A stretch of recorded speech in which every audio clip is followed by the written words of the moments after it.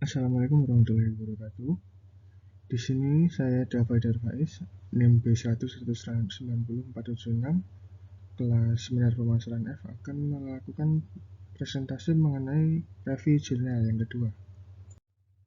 Jurnal yang akan kita review hari ini adalah jurnal pertama adalah Cross-Channel Effect of Omnichannel Retail Marketing Strategies, a review of extant data-driven research.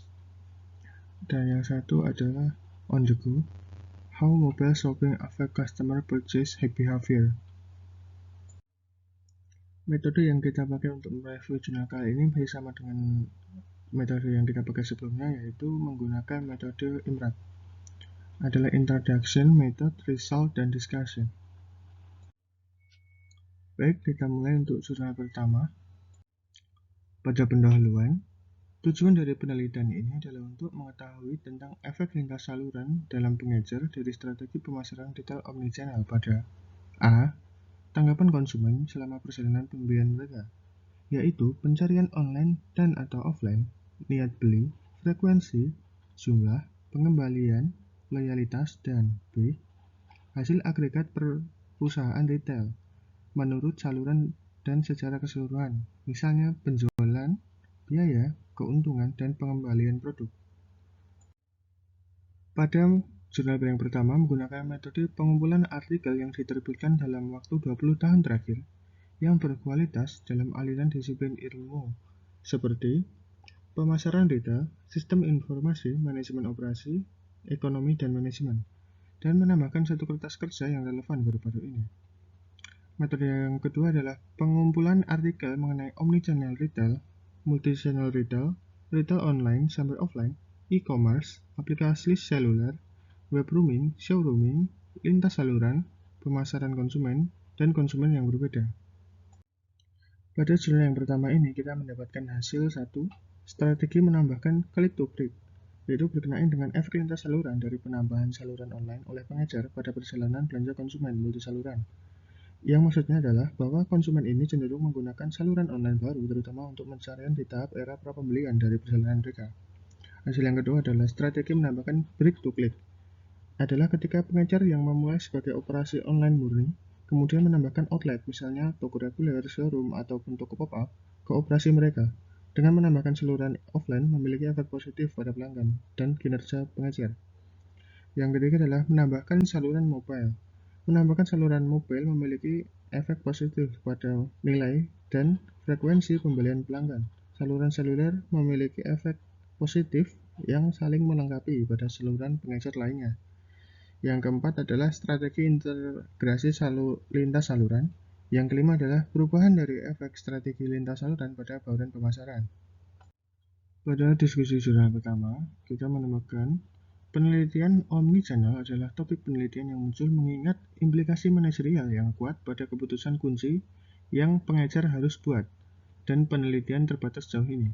Lebih banyak studi tentang masing-masing aspek strategi pemasaran retail omnichannel di atas yang tercakup dalam makalah ini diperlukan untuk sampai pada generalisasi empiris kuantitatif yang lebih tepat mengenai efek lintas saluran.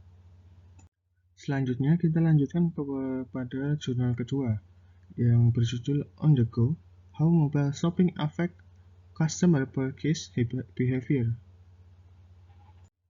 Belanja dengan seluler atau mobile shopping menjadi semakin penting dalam pemasaran dan retail. Menggunakan kumpulan data unik dari pengejar grosir berbasis internet, kami mengevaluasi perubahan perilaku pembelian pelanggan setelah mengadopsi M-Shopping, yaitu menggunakan smartphone atau tablet untuk menulis, memodifikasi, atau memesan secara online.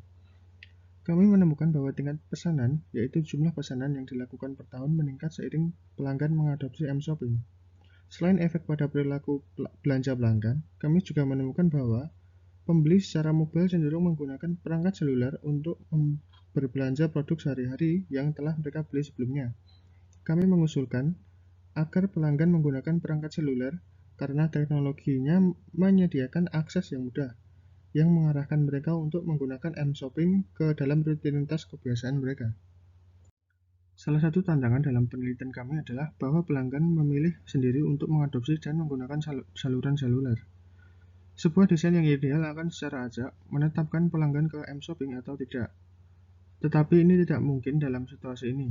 Seperti semua studi observasional, ada kemungkinan bias seleksi, di mana keduanya, kelompok pengadopsi seluler dan non-pengadopsi, secara sistematis berbeda satu sama lain. Untungnya, kami memiliki riwayat transaksi terperinci dan variabel demografis pada pelanggan, yang dapat digunakan untuk membuat kontrol yang cocok dengan skor kecenderungan.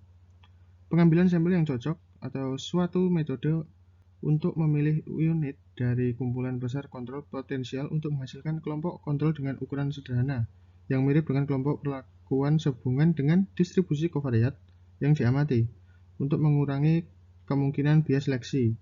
Rosbaum dan Rubin 1985. Pencocokan skor kecenderungan adalah salah satu metode untuk menganalisis data observasional untuk mengatasi masalah kemungkinan membingungkan. Pada jurnal yang kedua ini, kita mendapatkan hasil yang pertama adalah model skor kecenderungan.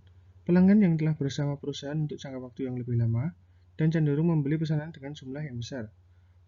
Penghematan waktu menjadi alasan bagi para pelanggan untuk mengadopsi belanja secara mobile ini.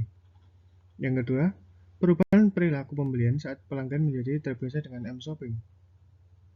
Kami menyimpulkan bahwa ketika pelanggan menjadi mahir dalam belanja mobile, mereka membeli lebih sering, dan presentasi peningkatan tingkat pesanan mereka bahkan lebih besar untuk pembelanja rendah.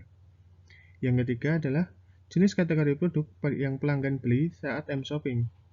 Mereka cenderung membeli barang-barang yang tidak memerlukan banyak pertimbangan, seperti disebutkan sebelumnya. Kami mengkarakterisasi tingkat kebiasaan yang dimiliki suatu produk dengan dua variabel. Berapa kali item telah dibeli sebelumnya, dan bagaimana penjualan produsen pribadi pelanggan dalam kategori produk. Temuan ini menunjukkan bahwa sebagai pelanggan M-Shopping, mereka cenderung membeli produk kebiasaannya.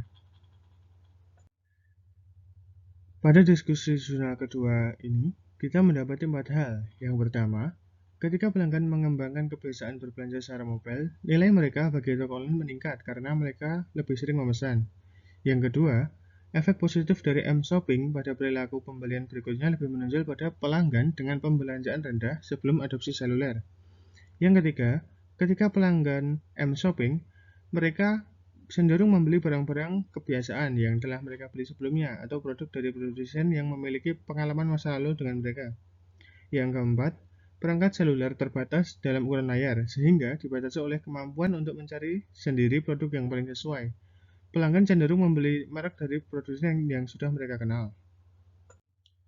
Pada kesimpulan review jurnal yang kedua kali ini, kita mendapati bahwa dari dua jurnal tersebut terdapat kesamaan dalam pengumpulan data yang menggunakan data sekunder dari jurnal-jurnal terdahulu dan riwayat transaksi terperinci untuk mengumpulkan data yang sesuai.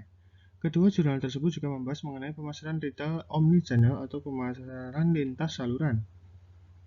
Terima kasih. Wassalamualaikum warahmatullahi wabarakatuh.